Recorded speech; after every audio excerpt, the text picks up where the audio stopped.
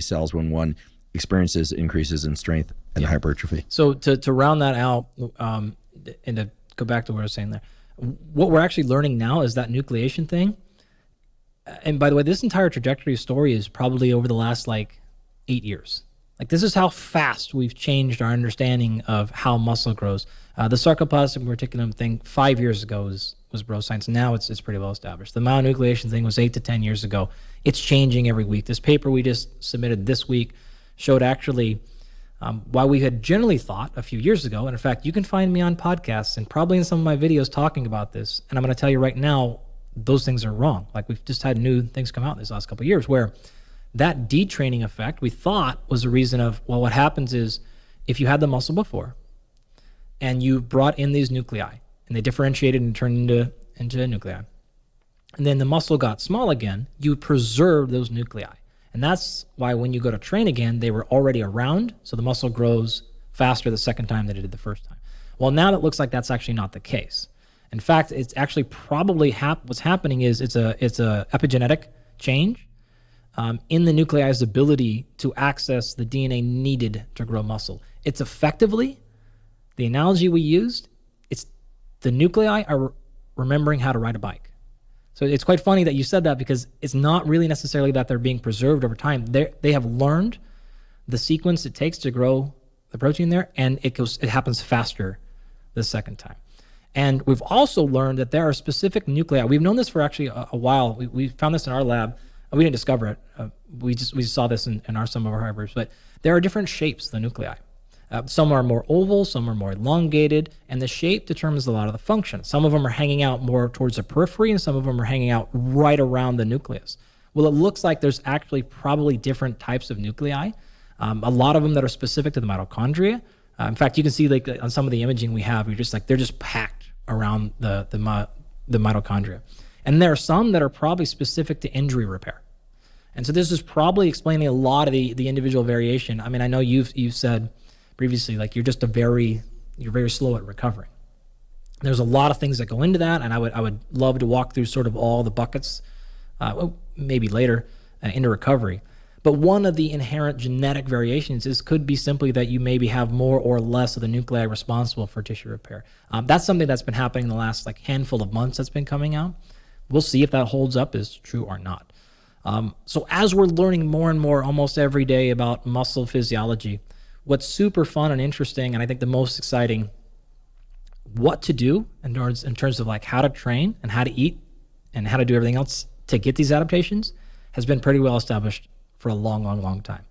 We're just figuring out how, what's happening in the muscle now, but we know what to do. So from a practical standpoint, putting together protocols for any outcome that you want or don't want, for any modality. You don't have a gym. You have weights. You have dumbbells only. You only have kettlebells. You don't want to, you only use body weight.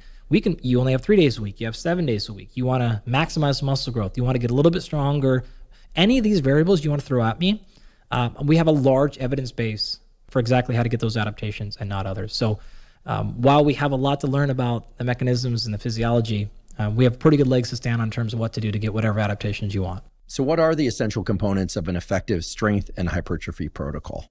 Okay, so what I would like to actually do is walk you through both of those, because as we mentioned before, they overlap.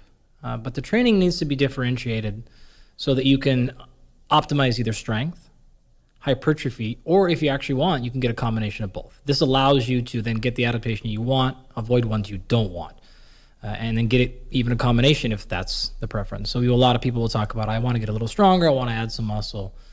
That's a different answer than someone who wants to truly maximize muscle, which is a different answer from somebody who wants to maximize strength, which is a different answer from somebody who wants to maximize strength, but not actually gain muscle. So we have all these combinations. What's important to understand before we get into the details is a couple of things. Number one, we've been teasing this concept so far of the concepts are few, but the methods are many. And so I want to hit those concepts right now. These are, as you say, these are the non-negotiables that have to happen in any training program. And I'm referring to these in the strength and hypertrophy conversation, but these are true of power development, speed development, muscular endurance, any other thing. These are things that just have to happen for any training program to work. I mentioned one a little bit earlier, which was adherence. And so my frequent collaborator, Dan Garner, will constantly say, consistency beats intensity. Again, in fact, the literature will show you very clearly adherence is the number one predictor of physical fitness outcomes. So we want to do something that you will engage in, you'll put effort into, and you'll be able to repeat consistently over time. So that's number one. The second one is, and this is a major reason that people don't hit their fitness goals. In fact, I would argue, outside of not doing it, the number one mistake they make is progressive overload.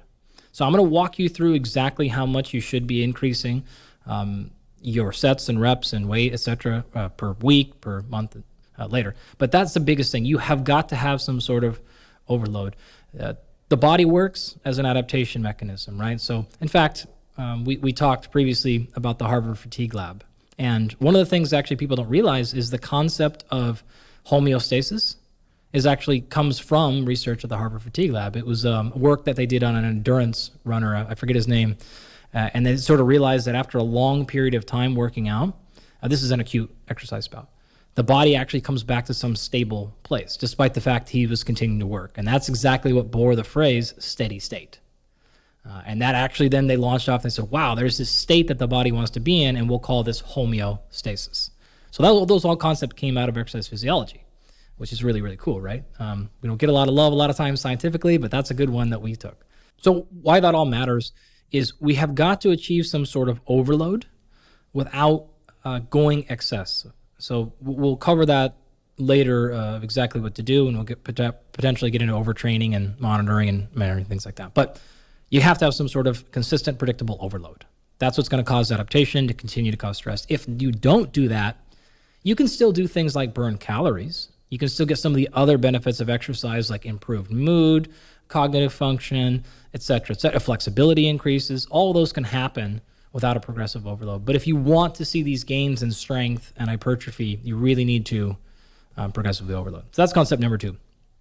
The third one here is going to be individualization. And this is when we can get into things like personal preference, equipment availability. You have kettlebells or dumbbells, or you only have bands, or you have none of that. These are all smaller details, but that's an important component to it. The last one I really want to get into is picking the appropriate target. And we went through this when we talked about the fitness protocol. And if you run through something like that and you run some testing and figure out where your biggest limitations are, that's going to help you identify where you need to go. So if you can do all those things, you're going to be in a good spot to balance specificity and variation. All right. So if you want to make sure you grow your biceps, you better make sure your biceps are working. Having said that, if you over-rely on specificity, you're going to increase the likelihood of overuse injuries, which is going to come back and actually hamper consistency over time. All right, so this is when hedging towards specificity is important, but too much can cause a problem. If you go the other direction and you go too much variation, so imagine you're just sort of doing all kinds of different exercises every time you work out. That's actually not enough stimuli directly on the muscle or muscle groups or movement pattern if you're wanting to learn a new movement to get you very far. And so this is a classic problem of I'm doing a lot of work, but I don't have a very clear direction.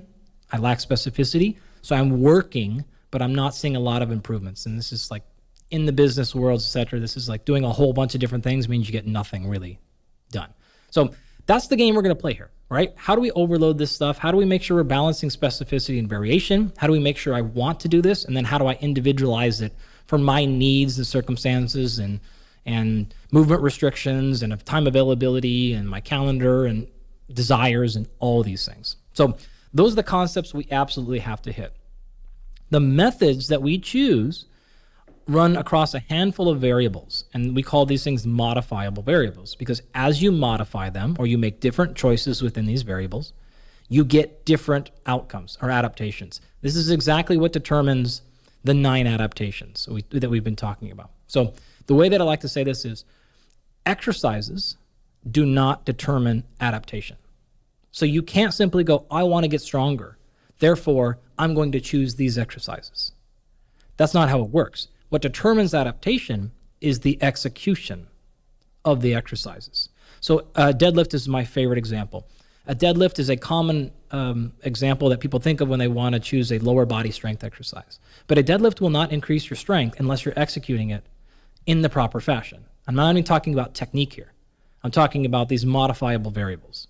The same thing for power exercises. We'll commonly see mistakes of doing activities like a box jump, which is great. People think, oh, I'm going to improve my power, which we know is extremely highly correlated to activities of daily living, and particularly living unassisted as you age, right, is reduction in power. So they'll do an activity like a box jump. What they're failing to realize is unless you do it powerfully, you won't actually increase power. If you don't move fast, you won't get faster. So the way that we manipulate these variables is everything to determining the adaptation you get or, again, don't get. So with that foundation, I think we can kind of run right into these things, and we can start off with perhaps speed and power. And what I would like to do is walk you through all those modifiable variables, what to do with them, and then hit you with as many different methodologies as we really have time for. And then we'll move on to strength and hypertrophy and kind of round the entire thing out. And then maybe at the end we can talk some other variables like what happens if I have a training protocol and I'm halfway through it and I can't finish my workout. What should I do? Reduce my weight or reduce my duration or things like that. So there's lots of what-if scenarios that we can go through that potentially a lot of people listening have questions about. So sound like a plan? Sounds like a plan. I'd like to take a brief break to acknowledge our sponsor, Inside Tracker. Inside Tracker is a personalized nutrition platform that analyzes data from your blood and DNA to help you better understand your body and help you reach your health goals. I've long been a believer in getting regular blood work done for the simple reason that many of the factors that impact your immediate and long-term health and well-being can only be analyzed from a quality blood test. One issue with a lot of blood tests and DNA tests out there, however, is that you get information back about various levels of lipids and hormones and metabolic factors, etc., but you don't know what to do with that information. Inside Tracker makes knowing what to do with all that information exceedingly easy. They have a personalized platform that lets you see what your specific numbers are, of course, but then also what sorts of behavioral do's and don'ts, what sorts of nutritional changes, what sorts of supplementation would allow you to bring those levels into the ranges that are optimal for you. If you'd like to try Inside Tracker, you can visit insidetracker.com/Huberman to get 20% off any of Inside Tracker's plans. Again, that's insidetracker.com/Huberman to get 20% off. So just to interrupt briefly and make sure that I and everybody else have in mind the proper 9 adaptations that we've been referring to and that were discussed in detail in episode 1. I have listed number 1, skill and technique, number 2, speed, number 3, power, which is speed times force, number 4, strength, number 5, hypertrophy, number 6, muscular endurance, number 7, anaerobic capacity, number 8, maximal aerobic capacity, and number 9, long duration steady state exercise. Yep, you nailed it. Thank you for that. It was probably important clarification for everybody. So that being said, let's jump right into speed and power. Now, I'll do these a little bit simultaneously. They are different. If you're a high-performance athlete, you really need to separate these two things. For the most people, though, we can probably think about them as the same thing. There's not a lot of pure speed training that the general public is interested in. If you want to actually further break down speed, there are multiple components. There's acceleration, there's top-end velocity, there's change of direction or agility, things like that. So we'll just kind of call all that speed and power for now. Now, at the onset, there's this 3 to 5 concept that we talked about many times, where this is really fairly true for speed, power, or strength. Now, I didn't develop the 3 to 5. It's just an easy way to help you remember one concept that will run true across all these things. So 3 to 5, it refers to 3 to 5 days per week. Pick 3 to 5 exercises, and you're going to do 3 to 5 repetitions per set. You'll do 3 to 5 sets, and you'll rest 3 to 5 minutes between each set. If you do that and you execute any of the exercises that you choose at a high intent, and that part is critical. You don't get faster by moving kind of fast. You can't improve power by moving like powerfully. You have to be trying, regardless of whether you're actually moving faster or not. Anytime you're talking about speed or power, you're by definition using sub-maximal weights. So you're going to be able to lift it. That's not the question. The question is, how fast can you lift that implement? And so intention is incredibly important. So if you do that, the same for strength, by the way. So if you land on that, that allows you to run the gamut from as little as 3 days a week. You're doing 3 exercises. You're going to do 3 sets of 3, which is a very, very low volume. It's a very low amount of days, easy to handle, all the way to 5 sets of 5 exercises 5 days a week. So it's just one sample. That's something easy to remember and is quite effective for a very long time. And this has been tested quite extensively in both the coaching realms as well as the scientific realms to be quite productive and easy to follow and grasp. If you do that, all you need to do is slightly increase the load or the volume, but mostly the load over time. And the number we want to look for there is something like a 3 to 5% increase per week. So an example would be if you're going to do an exercise at 100 pounds, you can't necessarily just add 5 pounds every week. That's going to catch up to you pretty quickly, and so you may have to run a smaller increment. If you're doing like a lower body exercise where you might have a couple of 100 pounds on the weight, you can probably get away with adding 5 pounds because it's still a low percentage of the total load. So that's roughly the guide that we want to get to for speed, power, and strength. So that sounds incredibly simple and effective. Yet I have a number of questions. Sure. First off, if somebody is using the 3 to 5 approach, does that mean they should not be doing any other weight training of any kind in those workouts or at all? No, you can certainly do that in combination with anything else you would like, especially if you think about speed and power.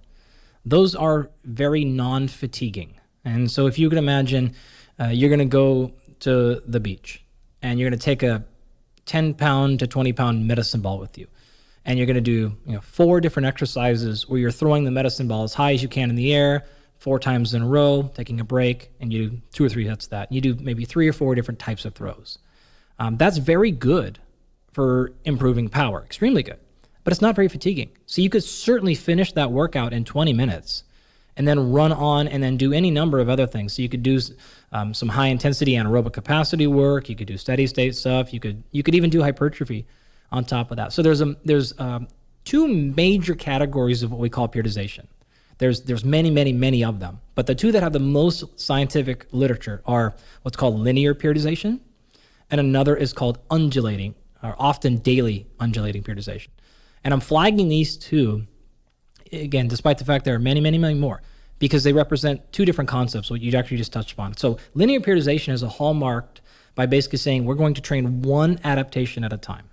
So imagine going, say, 6 to 8 weeks, and you're only doing strength, or you're only doing hypertrophy, or endurance for that matter. So in that particular case, you would not do anything else in combination. If you contrast that to undulating periodization, you would actually be doing multiple different styles of training, either within the same day or just different days. So it could be Monday is power, Wednesday is strength, Friday is hypertrophy, whatever. Or it could be a little bit of strength every single day, a little bit of hypertrophy every day, a little bit of power every day. And you would just change the amount of each that you do within the day to alter the emphasis. All right. Now, if you look at the studies, and there have been many RCTs on this, the result of both of these training programs is generally basically the same thing. They are equally effective. Here's the major difference, though. 1, if your goal is very specific to one outcome, you want to hedge towards specificity. So if you're like, hey, I'm trying to maximize the amount of muscle I can build in the next 8 weeks, then you don't really, anything else besides that is just distraction and potential interference. Does it really matter or not? It doesn't matter, but it's not helping anything else. So linear periodization is fundamental at providing focus, and therefore the adaptations tend to be oftentimes larger in that specific area. The downside is you now go 6 to 8 to 10 weeks of doing nothing else. And so you are losing those other adaptations at a faster rate. And you can imagine doing something like speed work only. Again, speed work by definition is non-fatiguing. So when oftentimes we think of speed work, it's like, oh, I did ladder drills and I did all these things and like I threw up at the end. That's not speed work. You just did a different type of endurance training, okay, which is great and important.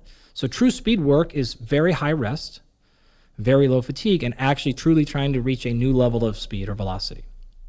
So non-fatiguing. If you did that exclusively for 10 weeks, you would be pretty unfit by the end of it, because you would also lose a decent amount of muscle mass, not because there's an interference effect, but simply because of the fact you have not stimulated muscle growth for 8 to 10 weeks. And so neither one of these is better than the other. We're going to see this classically across all program design or periodization strategies. It's a give and take. There are tons of different systems, and perhaps at the end we can talk about some of the more advanced periodization styles. These ones are both effective. You could do these with beginners. You could do these with advanced athletes. You could do them any of the spectrum, but they're some of the more well-documented ones. It's just a pro and con game, right? It's what are you willing to give up? The way that you solve that problem is going back to that fitness assessment and your analysis and really truly understanding what your goal is.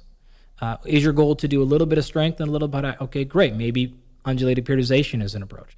If your goal is really to maximize strength, and maybe you can wait on putting some muscle mass on, maybe linear periodization is a better approach, or another style of periodization that's optimal for strength gain. So it's just simply about addressing your things. One of the major problems folks have, in addition to lacking progressive overload, is they don't have any foresight past the next day of the training, right? And so it's really important that you set off blocks that are anywhere between 6 to 12 weeks long, where you're going to have a specific plan. Ideally, you have an idea for the whole year.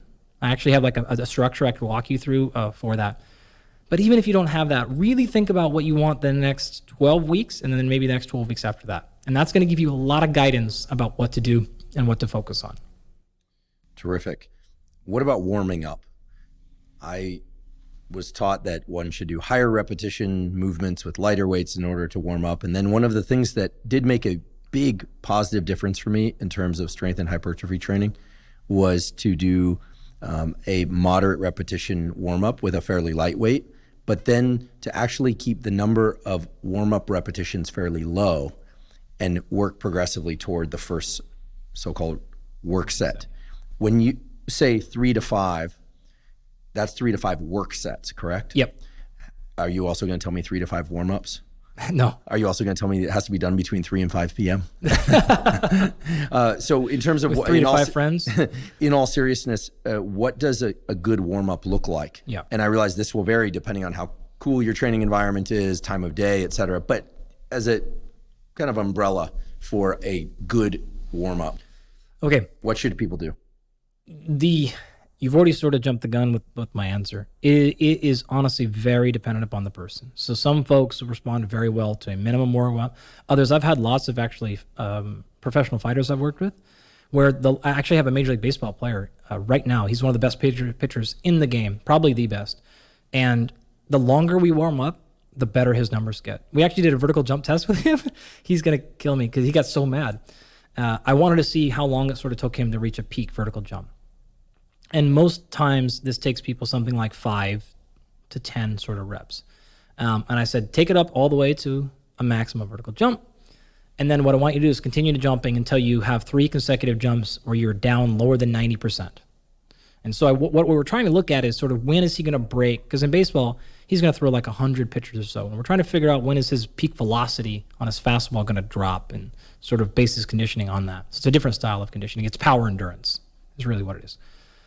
He called me in the middle of it, and I'm like, oh, you done, whatever. And he's just like, no, like, how many of these am I supposed to do? And I was like, what are you talking about? He's like, I'm on rep 130 or something. And I was like, what? And I'm like, what rep did you peak on? He peaked on rep 70, something like that. 69, I think, technically, because he's goofy. So he's a classic example. I've worked with him for many, many years. We have a ton of data on him, a ton of biological data, a ton of neuromuscular stuff, like all kinds of stuff. And it just, the more he warms up, an absurd amount of warm-up, the better he gets. And the better he gets in power production, and the better he gets in speed and velocity. So his warm-up prior to games it's totally absurd. And just the more volume we throw at him, the better he does. I have other folks, you get past like 2 or 3 reps and fatigue starts to set in. And now you're actually like reducing power production. So there is a ton of variation that goes in that. I can give you some guidelines though. You need to differentiate if you're training for speed, power, strength, or hypertrophy. Here's why. If we understand a little bit about what's causing the adaptation, that's going to tell you what you need to do or avoid. For example, volume is the primary driver in hypertrophy. Intensity is the primary driver in speed, power, and strength. All right. What that means is you need to preserve intensity for the first three. You need to preserve volume in the second one at most. So if your warm-up is so extensive in the hypertrophy training that it compromises your training volume because of fatigue, even if it compromises the last set of the last exercise, then you're actually probably walking yourself backwards by doing that extensive. You would have been better off starting your first working set slightly suboptimal, right? Because it's not really, you're just trying to accrue volume at that point. Strength and power is the opposite. Until you're moving very, very fast or powerfully, you're not really causing the adaptation. So there's no point in starting your working set until you're really basically at 100%. So the warm-up should be as long as it takes you to get to where your mobility is in the right spot, like your joints feel good, you feel fresh, you feel activated, and you really feel peak power. Anything before that is a warm-up set. In the sport of Olympic weightlifting, a lot of times the coaches will measure barbell velocity. Travis Mash has done a fantastic job with this. He's got a lot of data on what's called velocity-based training. Brian Mann at Missouri and Miami, tons of work here. And generally, those communities are not going to count any repetition as a working set until you exceed 70% of your one rep max. Where that's changed because of a lot of people doing the velocity-based stuff is now they're basing that simply on an achieved velocity. And so really the warm-up is irrelevant. They don't even, it's sort of just like do whatever you want and we're going to measure the barbell until you actually hit an outcome. And now you're at a working set. So different ways to think about it, depending on what you're training for, that'll give you a little bit of a guideline. If you're training for anything past hypertrophy, then really, and especially even hypertrophy, it just comes down to, are you feeling ready to work? Are you cold? Are you moving through the correct positions? And if all those things are fine, I don't care if you start a little bit early and save some gas at the end of it, especially if you're a person like you who may be a bit more inclined to fatigue quickly relative to Trevor, who's just has no response to fatigue whatsoever. Is it useful to do more warm up at the beginning of a workout, say before the first exercise, and then once one has achieved both local and systemic warm up, in air quotes, then perhaps on the second or third exercise, fourth exercise, et cetera, one or maybe even zero warm-ups? Yeah, fair point. We generally think about warm-ups in a couple of ways. This is a very clever question. You want to have some sort of general global warm-up scheme. We tend to prefer dynamic warm-ups. So this is whole body movements rather than like sitting and stretching, static stretching, things like that. So something that involves momentum. Yeah, momentum or movement, right? So this is like, think about this in like old gym class. It's like your high knees and your butt kickers and just different things like that, where you're moving in different planes. You're moving joints through tons of range of motion. You're getting a lot of movement there. So you're getting the local warm up. You're also getting the total systemic activation. Everything else is going on there. So that is what we consider to be a general warm up. 5 minutes is a very sufficient number. Perhaps 10 if you're a slow goer, achy, and some things like that. And you really got to get the ankle warmed up if you're doing lower body stuff. Really make sure that that's moving correctly. The hips and knees will follow. Upper body stuff, really get the shoulder blades and the neck, like making sure you're going there, and the elbows will follow after that. So 5 to 7 minutes of a general warm up. A lot of the times, like classic exercise science, it will even just put you on a bike, cycling for 5 minutes. I don't like that personally. Dynamic movement is more preferred. If you really just move for 5 to 7 minutes, you'll be fine there. Now, specificity within each movement. It's very important that your first exercise of the day is generally the thing you prioritize. That's oftentimes the most important you're going to do. It oftentimes is also the most complex and the most moving parts. So it tends to be multi-joint.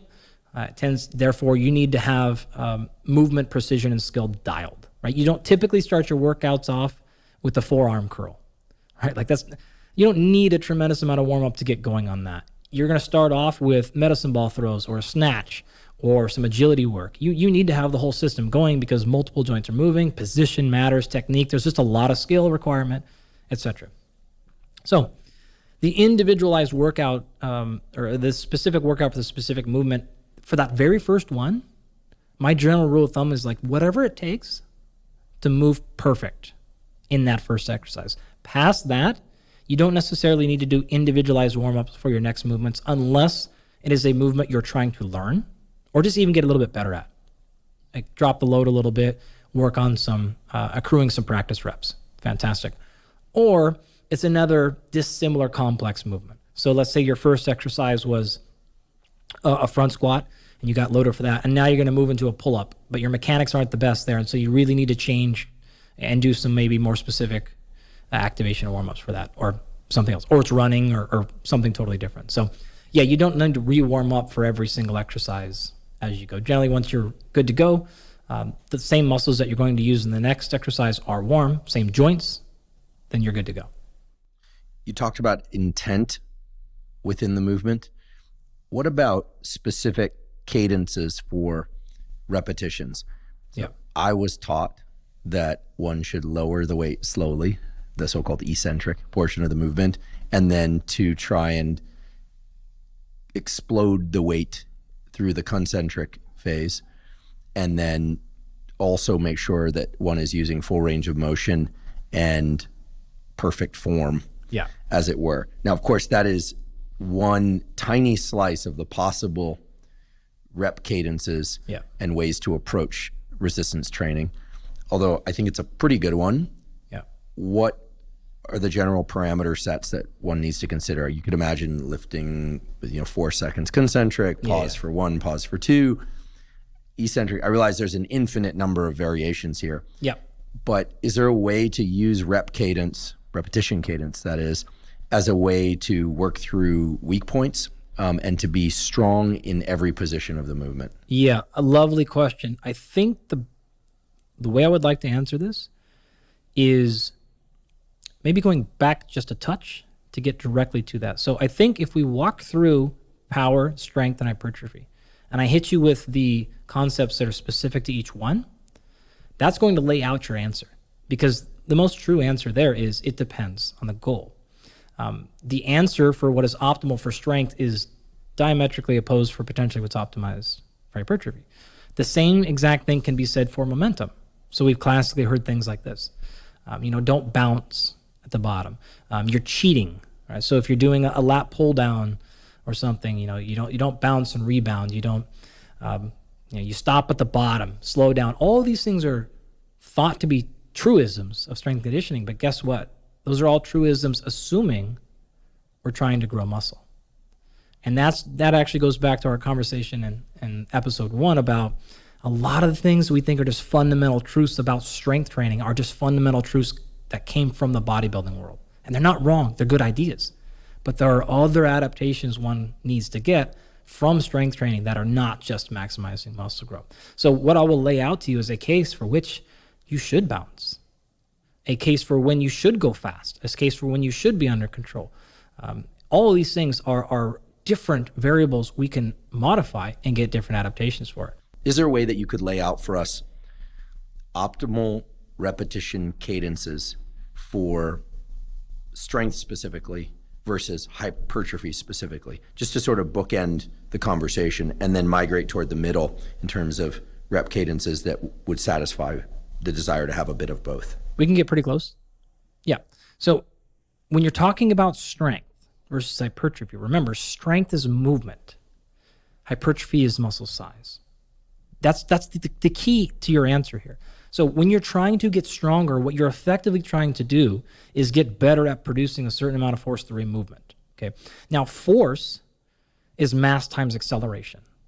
So what's the mass in the bar multiplied by how well I can accelerate it? Intentionally going slower is only reducing acceleration, right? So it's hard to argue that going slower is going to improve strength because you're simply reducing acceleration. So you need to practice lifting heavier at a faster rate. Now, does that mean if you're trying to get stronger, there are no phases of your training in which you will slow down or pause? No, of course not. There are certain rules in different organizations where you have to pause the bottom of like there's all kinds of little things like that. But in general, we want to think about what are we trying to do here? We're trying to get better at moving a heavier mass at a faster rate of acceleration. That is more force. That is more strength. Hypertrophy is not that. The goal here is not a functional outcome. It is what is needed to cause the most amount of hypertrophy. And when you get to hypertrophy, then your optimal cadence is up to you. You can do any combination. In fact, you could do it the same exact cadence that you did your strength training with and get the same adaptations as hypertrophy if you modify the other variables appropriately. Or you could go slower, or you could do pauses, or you could do a thing that is called triphasic training, where you spend the first phase, several weeks of your training, where you do eccentrics only. So you're just lowering the bar and you're basically stopping. You could then do the next phase of your training, which is isometrics, where you're just holding at that bottom position. And then the next phase of your training, you're focusing on the concentric portion of it, right? Triphasic, 1, 2, 3, eccentric, isometric, concentric. So that's a fantastic way of developing actually strength, a little bit of hypertrophy, but you're manipulating the variables in terms of how you execute the repetition range. You can actually induce a lot of hypertrophy moving the weight fast, as you mentioned, even down, slow, under control. Now, one thing we'll never advocate is moving any sort of weight or load uncontrolled. The assumption here when I'm saying go fast is you're always in control. I never want you bouncing and crushing your sternum with a barbell off your desk. But you can move at a lot of rates. You can, the isometric I mentioned, because this is when things like body weight training come into play. Absolutely, you can gain strength and even a little bit of hypertrophy, especially in the upper body, doing isometrics. It's much harder to do this with the lower body. You outrun that coverage really quickly. You need load. But there's a lot of ways. This is also probably why people have done things like gone to yoga only or Pilates or some of these things that are body weight based and there's no external load and they've actually increased muscle size. So I'm getting the picture there are a ton of options in terms of rep cadences. However, can we say that one should pick a given rep cadence within an exercise rather than changing it from set to set within an exercise, or that one should perhaps even pick a certain rep cadence for an entire workout? I'm suspecting that your answer is going to be, it depends. Yeah, it is. But if, I'm not going to use the if you had a gun to your head kind of situation, but if you had a gun to your head, what would be the rep cadence that you would prescribe for strictly strength, or as much strength with as little hypertrophy as possible? And in picking that rep cadence, then it therefore has to thread throughout the entire exercise bout. So you're actually right. You can, because of that undulating periodization stuff I talked about, you can actually do this in a lot of ways. So you could do one exercise at the beginning where you have a set cadence, say a 3-1-1 is like a very one. So that's lifting for 3, pause for 1, lower for 1. Generally the opposite. Okay, so the first number is always the eccentric. Generally. Okay, so depending on the exercise. Lowering the weight for a count of 3, pause for 1. It totally depends on the exercise. Like a deadlift starts concentric and finishes eccentric, but a bench press starts the opposite. Okay, so it's start to finish. Start to finish is the better way to think about it. Yeah, so I'll clarify actually. When we say 3-1-1, we're generally talking about almost always the eccentric is the slower portion, regardless if it's the first or the last, right? So whether you're doing a bench press where the eccentric is lowering the bar to your chest, that's the first part of the movement. 1, 2, 3, pause 1 up, which means accelerate as hard as you can on the way up. That's what you described. Right, as opposed to say a row. A row, which is actually going to be starting off concentric. So you're going to be pulling that thing to your chest as fast as you can, under control, not slamming off your chest, holding for 1 second, and then taking 3 seconds to lower it back on the rack or on the ground or whatever. So the reason we do that is somewhat intuitive, but it is, again, to make sure you're not advancing a bar or an implement onto your physical body at an extremely fast rate. That's very difficult to deal with. So a 3-1-1 is a very standard strength protocol that is something you can just run with. If that's all you ever wanted to do, it'd be absolutely fine. Lower the bar for a count of 3. It actually ends up being approximately 3, it's right? Because super hardly anybody is counting off seconds precisely. I mean, I suppose it's doable, but then pausing briefly. Yep. And that brief is almost, that pause is almost unmeasurable. It is simply, are you under control before you transition from the eccentric to concentric or concentric? It's just a safety thing. So once you feel down, you've reached complete range of motion, you're ready to transition, then just go. You don't really need to go like 1,001 and then go up. It's just making sure, again, we don't slam weights off of body parts. And that final one in the 3-1-1 is really as fast as the execution of the usually concentric portion of the exercise. Yep, as fast as you possibly can. Okay, so that would be for the majority of the outcome being strength. Yep. Okay. And of course, we should acknowledge, again, there are a ton of variations that one could implement there, but that would be a good starting place. On the opposite side, for somebody who's mainly interested in hypertrophy, what would be the rep cadence that, if you had a gun to your head, that you would prescribe? I would probably do the exact same thing, but I would make the last number 2. So 3, 1, 2. You could also just keep 3, 1, 1. It is still very fine. Even exploding on the concentric is still highly effective for training hypertrophy. So if you wanted to keep it super simple and just make rep cadence not a variable that you play with because you have other ones to move, that's great. If you want to add a little bit of time to the concentric phase, fine. It's not going to make enough of a difference for most people for you to really worry about. I guess that's sort of the point I really want to make. This is a classic example of we're deep into a method, right? As long as you hit the concepts I talked about earlier, whether you want to do 3-1-1, 3-2-3, 3-3-3, triphasic, this is just a method choice. That doesn't mean they're irrelevant. There are subtle changes within them. It's just 80-20 rule, right? So 80% of the benefit is going to be from the concept. 20% is this small thing. If you're super into this field, or you actually want to work with a qualified, certified coach or something, there's lots of reasons to play with this. If you're just on your own here and running this thing, 3-1-1 is fine. 3-1-2, totally fine. Anything like that. You really just want to make sure that in the strength side of the equation, you're under control and you can add enough load to stimulate strength and not get hurt with an acute trauma, right? On the hypertrophy side, you're just wanting to load enough to where you can hit volume because you got to put a lot on there. So if you want to go lighter, if you want to go slower, fine. If you go slower in your repetition, so maybe even like a 5-second eccentric, a 2-second pause, a 3-second rise, that's great. You can actually then stimulate the same amount of hypertrophy and either do it with less weight or do it with less repetitions. So it's a variable you can play with if you're like, hey, I don't have enough weights at my house, or I only have a kettlebell or a dumbbell. How am I going to stimulate hypertrophy? Your only option is really doing more reps. Well, eventually that train runs pretty shallow. Okay, here's the thing you can play with. Maybe just add time under tension. Is what we're calling, right? Just, do slower repetitions, go longer ones and hold it. So it's a variable that we use to individualize programs rather than something that you should really be focused on as like a core aspect that's going to be driving whether or not your program works. It's just a tool we can play with in the what if scenarios. I will use this stuff a lot when I'm traveling. You can do a tremendous workout in your hotel room just doing like a 10-second eccentric, a 10-second hold, a 10-second concentric. Yeah, I've had some decent hotel room workouts. They're not my preference, but by simply doing things like 10-second lowering handstand push-up against the door. Totally. Obviously assisted for me. I can't do a free handstand push-up. Yeah. I just don't have the skill or the strength or both. You can do some sort of configured dips between the beds or chairs and this kind of thing.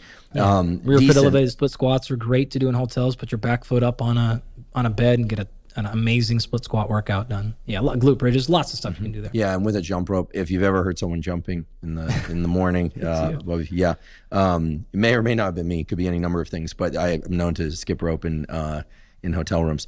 Not to get overly detailed, but I think there are going to be a number of people wondering about how to breathe during repetitions and how to breathe in between sets.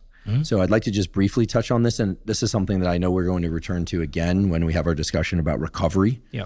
But is there a general rule of thumb for how to breathe during repetitions, during work, for strength, maybe even strength versus hypertrophy, in a way that maximizes oxygen input to the system, keeps you alert and conscious, but that also protects the body by creating some rigidity in the system, right? Because certainly being with all your air exhaled, the body is a very different beast in terms of stability than with the body full of air versus, breathing during the repetition movement. There's a maneuver that has long been labeled the Valsalva technique. So what that really means is you're trying to use air to create intra-abdominal pressure.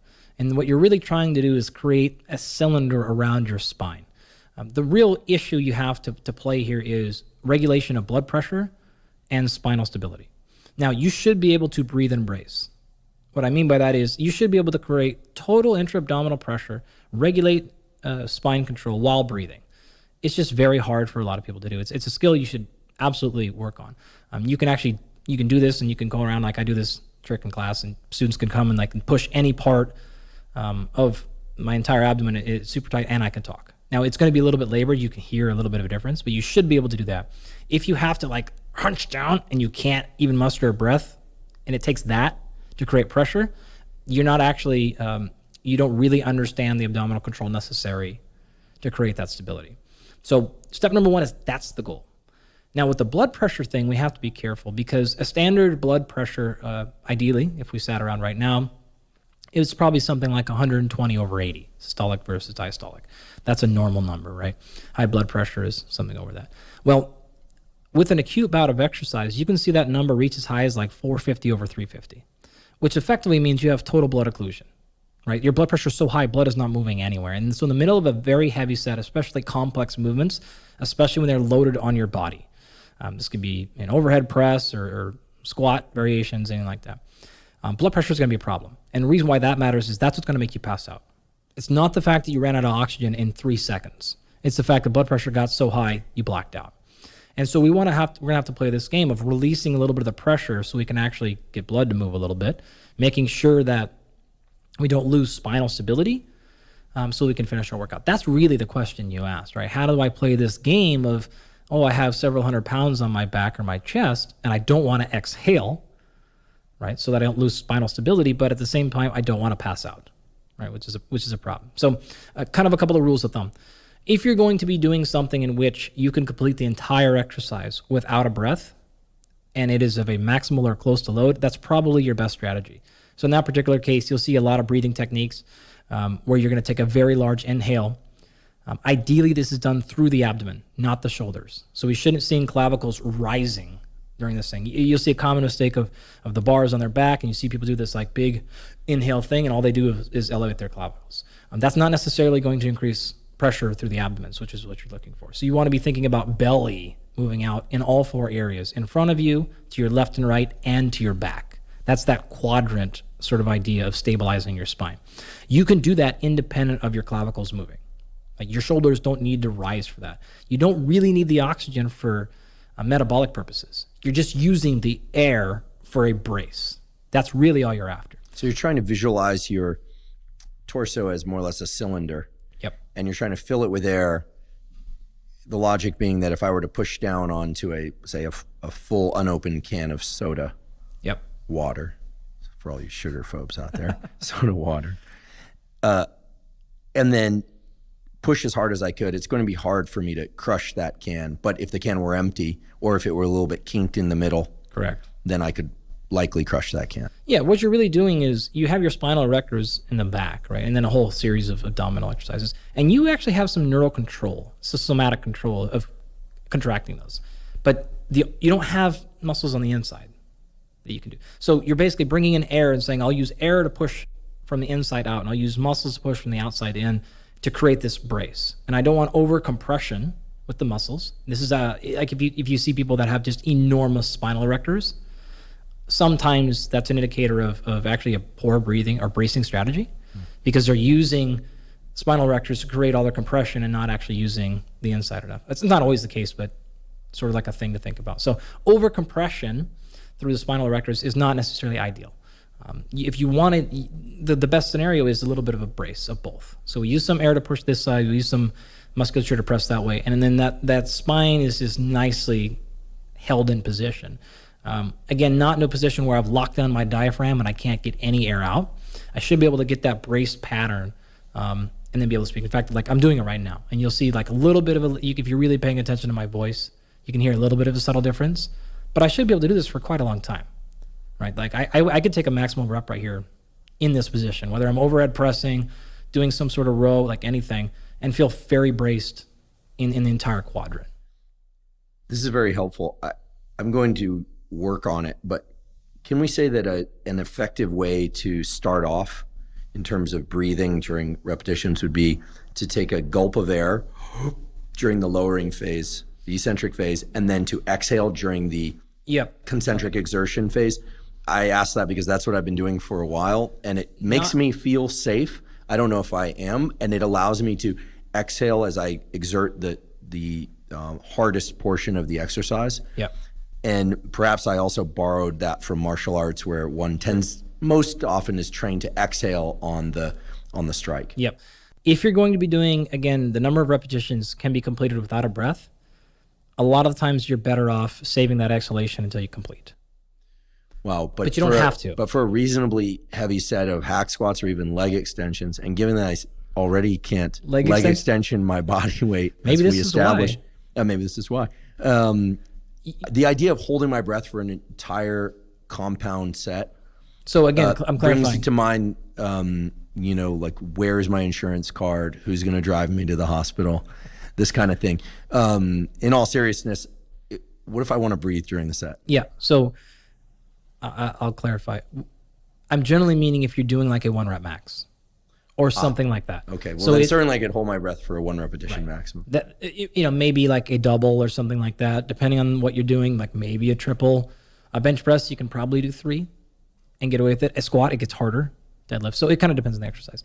You want to take that breath though prior to the eccentric portion, not during. So then breathe, lower. Breathe in, lock, we're set, and now start our movement pattern wherever it's going to be. Exhaling on the concentric portion during it is fine. It's no problem, especially if you're not extremely heavy. And what are your thoughts on grunting and screaming? Yeah, fine. I don't care. Okay, I don't tend to do that. I'm occasionally known to squeal or whimper. But I do it matches your personality. But I do it very quietly. I think of you and I think squeal, whimper. Absolutely. Thanks.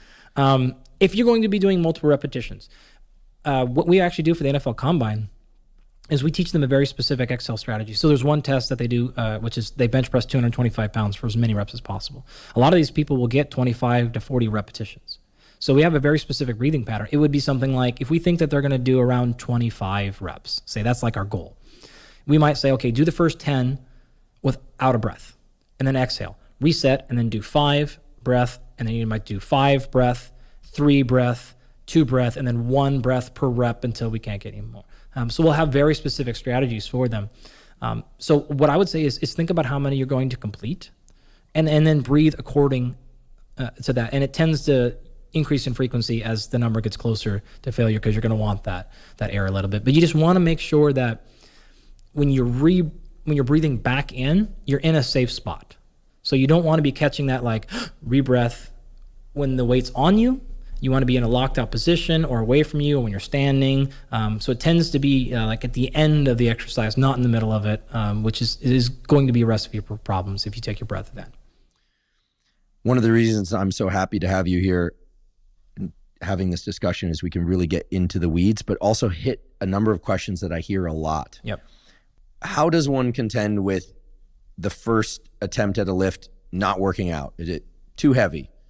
Something goes wrong. Hopefully not injury promoting wrong, but something goes wrong. Do you count that? Do you reset the workout? And then the counterpart to that question is, what do you do if it's too easy? It went wrong because you didn't put enough weight on the bar, didn't pick up a heavy enough set of dumbbells. Do you abandon the set and replace it with another? And I guess this is really a question of how much margin for error is there in volume when doing this 3x5 program? Sure. 2 things that I'd like to start with. Number one is, I talked about linear periodization and undulating periodization. There's actually a newish model called auto-regulation, which basically says you're going to go in today, and depending on any number of biomarkers, performance markers, or your performance, you will adjust your training based on how you're feeling that day. And so 70% is not, maybe, for example, not necessarily 70% of your 1 repetition max highest ever. It's 70% of what you can actually do that day. And so it actually allows you to auto-regulate your training based on actually what's happening. And so you don't have to have as much long-term planning in your program design, because it'll sort of figure itself out as you're going. And you can use velocity to determine this auto-regulation. You can use, actually, it's like taking it up to close to a max for the day and then basing all your percentages on that daily max, or a lot of different ways. So that is actually one very effective strategy. And there's a lot of research coming out on autoregulation. There's a lot of different ways to do it. So that's one thing to say. Another thing to say is this: 3 to 5. Okay. It depends on if we're going for speed, power, or strength.